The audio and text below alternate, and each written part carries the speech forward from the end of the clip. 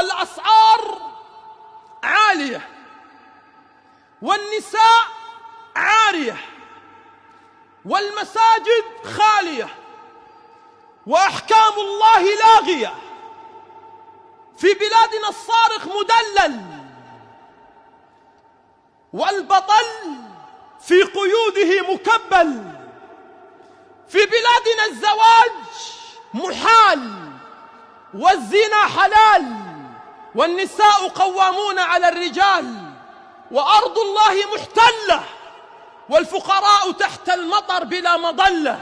نحن في زمان في بلادنا العربية كل خير كل عمل نضعه في كيس مثقوب، نتوضأ نحسن الوضوء ثم نسرف في الماء، نتصدق على الفقراء